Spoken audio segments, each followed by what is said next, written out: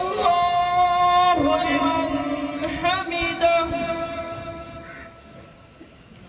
الله أكبر الله أكبر الله أكبر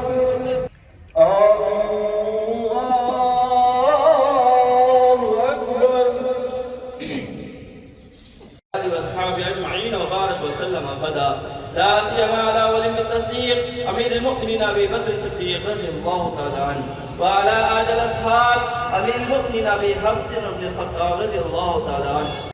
اب باطنی گندگی کیا ہوتی ہے؟ دل کے اندر بغض رکھنا، دل کے اندر کینہ رکھنا، عداوت رکھنا، دشمنی رکھنا، مسلمان کے تعلق سے بدگمانی کرنا، یہ باطنی گندگی ہے. تو اپنے دل کو صاف ستھرا ان تمام گناہوں سے کرنا ضروری ہے.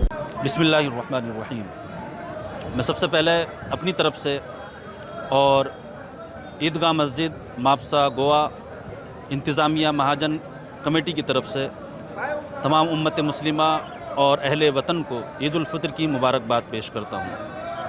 یہ عید ہمارے لیے اللہ تبارک و تعالیٰ کی جانب سے جو ہم رمضان المبارک میں اللہ تبارک و تعالیٰ کی عبادت و ریاضت کرتے ہیں اور اس کی اطاعت اور فرما برداری کرتے ہیں، اس کا انعام پانے کا دن ہے.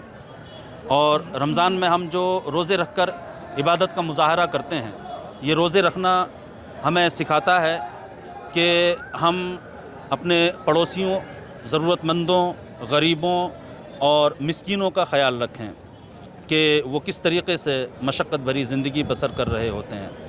پھر ہم اس چیز پر اللہ تبارک و تعالیٰ کا شکر ادا کرتے ہیں کہ اللہ تبارک و تعالیٰ نے ہمیں رمضان جیسی فضیلت والی یہ گھڑیاں، ساعتیں ہمیں عطا فرمائیں اور ہمیں انعام و اکرام حاصل کرنے کا اس نے موقع عطا فرمایا.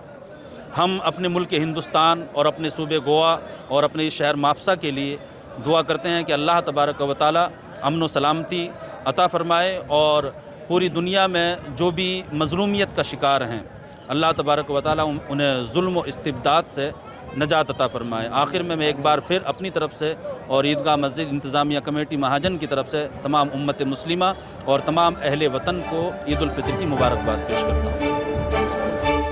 तुम्ही पळतात GNH.